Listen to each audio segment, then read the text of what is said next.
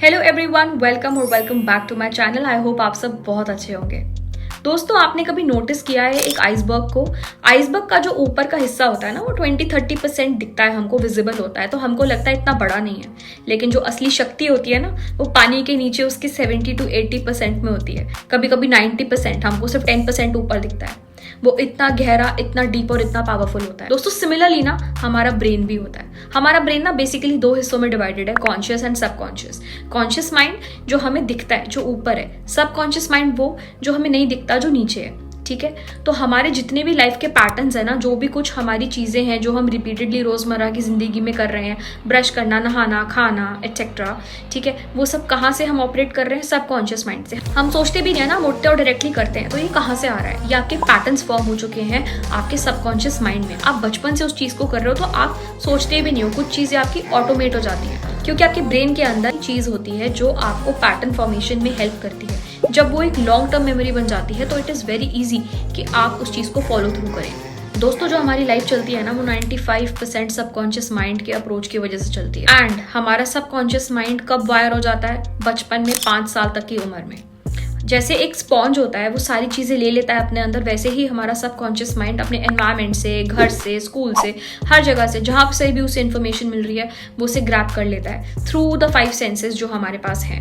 ठीक है, and then बड़े होने के बाद जब हमारे सामने कोई भी डिसीजन आता है, या कोई भी टास्क, या कोई प्रॉब्लम, या कुछ भी ऐसी लाइफ चेंजिंग सिचुएशन आती है, या हमें कुछ डील करना होता है, कोई प्रॉब्लम आती है, तो हम उसी अप्रोच के साथ उसको डील करते हैं जैसे हमने उसे अपने एनवायरनमेंट में देखा होता है। दोस्तों, सबकॉन्शियस ना रेपिटेशन से सीखता है। तो जो भी चीज़ आपने बोली होगी, या ज़्यादा देखी होगी, या सुनी होगी, आपका सबकॉन्शियस उसे कैच कर लेता है एंड अपने माइंड में उसको बिठा लेता है और सच मान लेता है। इसीलिए हमारे साथ ये भी होता है कि जब हमारे साथ सब कुछ अच्छा हो रहा होता है ना, हम खुद ही सोचते हैं हमारे साथ इतना अच्छा कैसे हो रहा है ना, ऐसा होता है ना। तो ये आपका सबकॉन्शियस आपको खुद ही सैबोटेज कर रहा है, क्योंकि उसको पेन मंजूर है, because it is familiar. Familiarity आपके ब्रेन के लिए सेफ है, राइट? तो वो इसीलिए ऐसा करता है।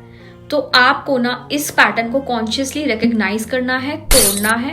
एंड उसके लिए आप क्या कर सकते हो? आप सबसे पहले अपने साथ बैठो, आप सोचो कि ऐसे कितने सिचुएशंस आए, डिफरेंट सिचुएशंस, डिफरेंट लोग, हर जगह हर चीज़ डिफरेंट, लेकिन सेम इमोशंस आपके निकले, आपका सेम आउटकम निकला, सेम फ्रस्ट्रेशन। तो हो सकता है कि एक कारण आप खुद भी हो।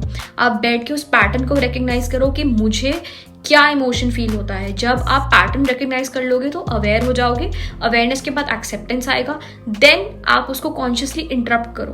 तब आप एक इंटरवेंशन प्लान बनाओ कि आप अपने सबकॉन्शियस के पैटर्न को कैसे ब्रेक कर सकते हो। तो जब आपके साथ वो रेपिटेशन होगा, और जब आप अपने आप को ऐसे एनवायरमेंटल कम्युनिटी के साथ जोड़ोगे जो आपके उस गोल सेटिंग में आपको हेल्प करे, तो आपकी लाइफ ऑटोमेटिकली सही डायरेक्शन में जाने लगेगी। It will take some time, क्योंकि इतने सालों की रिवायरिंग है, पक्की हो गई है ना, लेकिन वो पॉसिबल है कि आप उसे रिवर्स करो।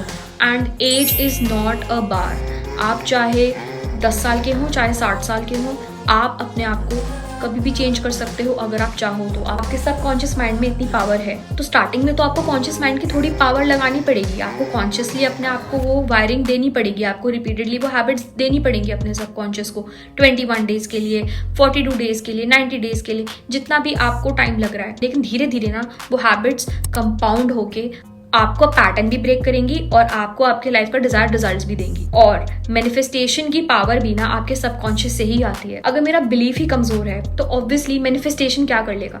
लॉ ऑफ अट्रैक्शन तो आपको कोई अपॉर्चुनिटी लाके दे देगा, लेकिन आप सेल्फ सैबोटेज में हो, आप रेडी ही नहीं हो उसको रिसीव करने के लिए, तो आप तो खराब कर दोगे and then you will keep complaining. तो अब आप समझ गए ना कि क्या कनेक्शन है। This is all a science. And इसीलिए ना मैं ये चीज आपको कॉन्फिडेंटली कह सकती हूँ कि अगर आपने अपने सबकॉन्शियस पे काम कर लिया ना, तो आपने अपने लाइफ के ऑलमोस्ट 99% ऑफ द प्रॉब्लम्स खत्म कर दिए।